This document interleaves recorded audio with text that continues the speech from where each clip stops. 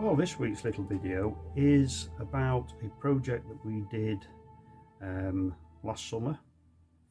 It's the preservation of the ruins of the boathouse on the lake at Lytham Hall in Lancashire. This is on the Clifton estate, or what's left of the Clifton estate, shall I say. The reason that I'm doing this and I'm not filming the work that we're doing at the moment is because we're still on the stone preservation job. And to be quite frank, once you've seen what we do with the stone, you've seen it. And it can get quite repetitive and quite boring, the same video each week. So I thought I'd do something slightly different. Now, this project kicked off in 2021. That's when we were first approached about doing the preservation works on the boathouse. Now, I was basically called to a meeting, went down, and looked at what was left of the boathouse, which wasn't a great deal, to be quite honest. One of the team members said to me, "Well, what's your thoughts then?" And I said, "Well, my thoughts are just get a big skip and chuck it all in it." I said, "It's had it." And of course everybody laughed at that, and then he said, "No, seriously, what can you do with it?" So I came up with a few suggestions, which they seemed to like. I went away, did some costings, put them in, and they gave us the contract. So in the early summer of 2022 we started the work.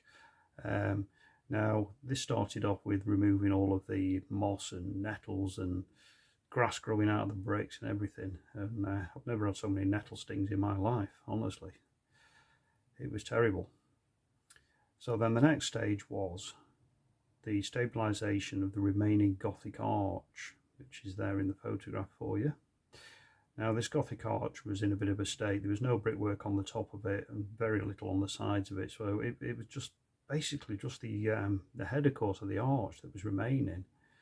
I had instructed them in 2021 to put a timber buttress up at the back of it to stop the wind knocking over what was left, and that seemed to have worked. So the next stage, like I say, was the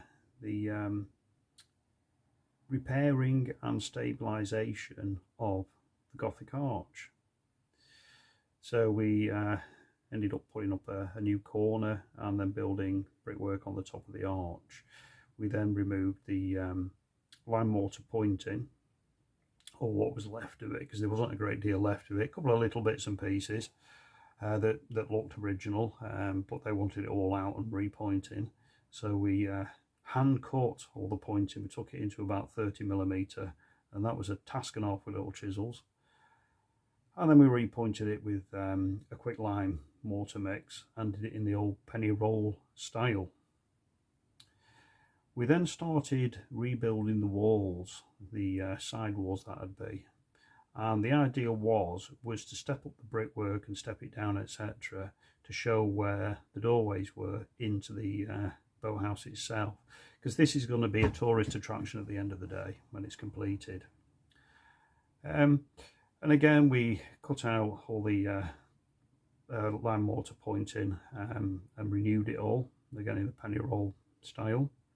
Now we ended up pointing the outside of the walls, but originally it was done in, we think, oak herringbone cladding.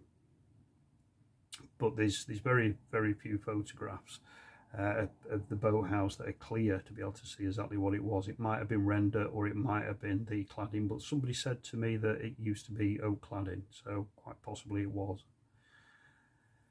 This is a photograph of the boathouse in its day. Now, it was built for the Clifton's children, and you can see in this next photograph the children stood near the boathouse. So you could imagine back in the day that this little boathouse, the children would go down and you know, they'd go and play, what was it, Swallows on the Amazon, like that kind of game, sailing around the lake, because the lake itself was vast, and it's not a natural lake, it was actually dug, and there's a big hill at the hall, in the grounds of the hall. I think they call it the Mount or the Mound, one or the other, and that's the spoil that came out digging this lake. Now on the lake was an island, and there was a little bridge going from the mainland to the island, and the whole area was landscaped in the style of a Japanese garden. Now I believe the architect that did it was the same chap that did a Japanese garden at the Great Exhibition in whatever year that was, and I can't remember for the life of me what year it was, so you could look that up and leave us an idea in the comments if you know. Anyway, back to the project itself. Of course, everything that we're doing on it is all done with quicklime. The bricks are all salvage bricks. Now, the bricks, when we say salvage bricks, they're not from anywhere else. They are actually from the boathouse, and 90% of them were actually in the lake itself. There was a second Gothic arch which the kids have pushed in the lake. Really, really clever that, kids, if you're watching, you know, good fun that.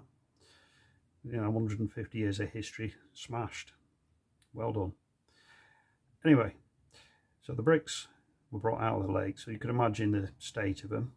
Well, one of the volunteers from the hall itself, and there were many of them doing all sorts of jobs, including my mother, who's a conserver and guide at the hall. So if you ever do go to the hall for a trip, you might bump into my mother doing the guided tours. So anyway, this volunteer, he basically power washed the bricks, and he was very proud of himself because he said they'd come up like new ones. And I thought, this is a preservation job, maybe you should have left a bit of dirt on them, but still, you know, he wasn't to know.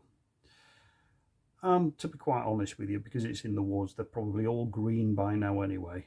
You know, winter comes and it all goes green. Because I know we left it for a while because of bad weather, and we went back and there's quite a bit of moss that started to form again. We ended up wire brushing everything off again.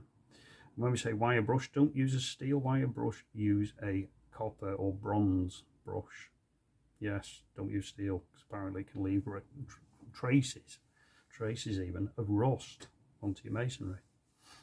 There's a little tip for you. Anyway, the boathouse, the floor of it itself is done in terracotta tiles. Now, when we've completed all of the masonry work, we've got to do something with these tiles. I think it's more going to be just give them a clean, possibly regrout. And there's a few that we know aren't there because they've been stacked up on a pallet, so we'll have to relay those and make it all look nice and new.